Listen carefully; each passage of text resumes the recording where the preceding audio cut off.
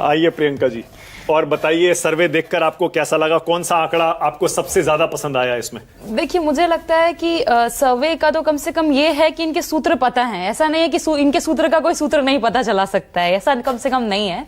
दूसरी बात कि एसआईआर का मुद्दा तो हावी है और वो हावी रहना भी चाहिए। और मुझे लगता है कि अगर ये सर्वे हुआ होता, प्रेस कॉन्फ्रेंस के बाद जो चुनाव आयोग का प्रेस कॉन्फ्रेंस हुआ, आंकड़े और बदलते।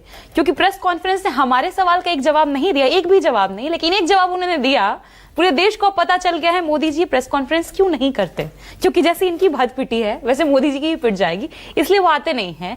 क्यों? और ऐसा कैसे हो सकता है कि मुख्य चुनाव आयुक्त ऑन कैमरा इतने सारे प्रेस के लोगों के सामने जर्नलिस्ट के सामने झूठ बोलते हैं? उन्होंने कहा कोई एफिडेविट नहीं मिला। आप राहुल गांधी को धमकाते हैं, हमें धमकाते हैं, 7 दिन के अंदर एफिडेविट दो, 8 दिन के अंदर दो। आपके लिए कोई डेडलाइन नहीं होता है क्या टाइम का?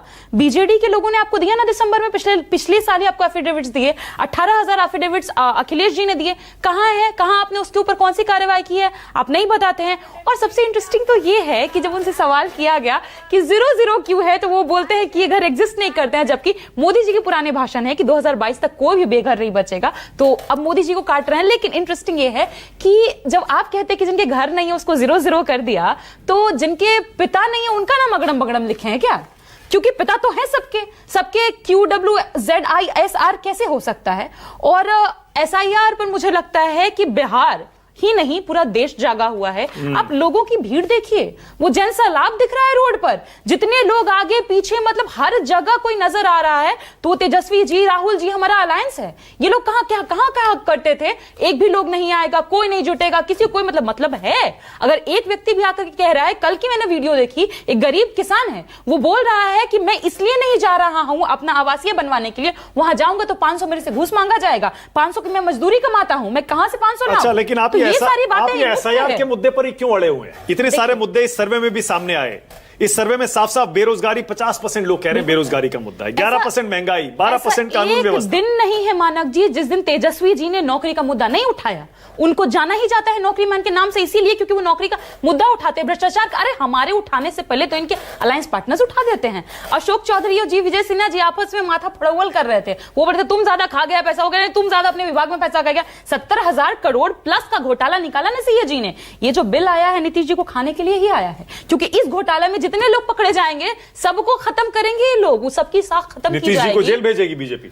अब नीतीश जी को कहां भेजेंगे ये तो समझ में आ ही रहा है। क्योंकि अभी उनके लिए बिल लाए हैं, बहुत लोगों के लिए बिल लाए हैं। 30 दिन जेल में रहने वालों के लिए प्रेशराइज किया जाएगा। और किस तरीके से नीतीश जी के खिलाफ भी इसको इस्तेमाल करें, सिर्फ विपक्ष हो गया, इनके अलायंस पार्टनर्स हो गए, इनकी बैसाखियां हो गई, सबके लिए इस्तेमाल किया जाएगा। हमारा बस असल मुद्दा यह है कि देश में जो भी समस्याएं हैं वो एसआईआर से कैसे अलग हो सकती है। अच्छा, आप तो जेएनयू से पढ़ाई करती हैं? बिल्कुल, अभी भी कर रही हैं? बिल्कुल।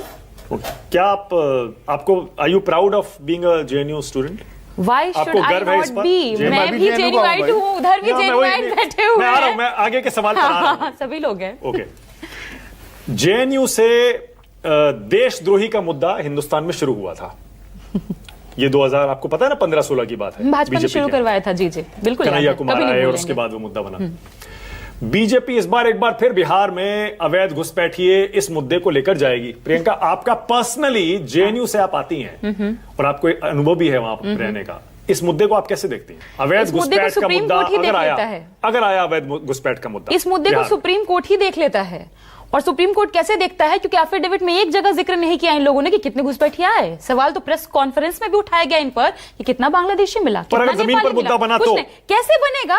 वहां पर तो आम जनता को पेट के लिए खाना मिल नहीं रहा है। एसआईआर पर जो तो सर्वे में एसआईआर पर जब सवाल पूछा गया, 34.5% लोग बोल रहे हैं कि इससे अवैध वोटर हटेंगे। वो अगर आप सर्वे के बाकी आंकड़ों को मान रही हैं, आपको ये भी मानना चाहिए। मैंने ये कहा, देखिए मैं कहा कि सर्वे ठीक बात है, वो होते रहते हैं, होने भी चाहिए, ठीक है, अपना काम लोग कर रहे हैं। लेकिन हम जनता की नब्ज को समझते हैं ना। जो बेरोजगारी से त्रस्त है, जो युवा का पेपर लीक हो जा रहा है, रात रात भर बैठ के तैयारी कर रहा है, वो किस चीज के लिए लड़ेगा?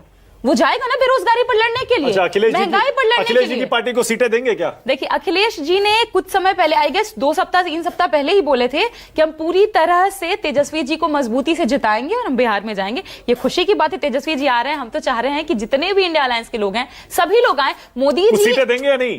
देखिए मोदी जी जब बिहार आते हैं ना, वो रेल मंडल के पैसे पे अपना टेंट गड़वा लेते हैं। कम से कम अखिलेश जी ऐसा नहीं करेंगे, बिहारियों के पैसे पे हकमारी नहीं करेंगे। वो आएंगे हमारे साथ, मजबूती से हम लोग साथ में घूमेंगे। मोदी जी वाला काम अखिलेश जी नहीं करेंगे, ना ही कोई इंडिया अलायंस ओके, अनुप्रिया।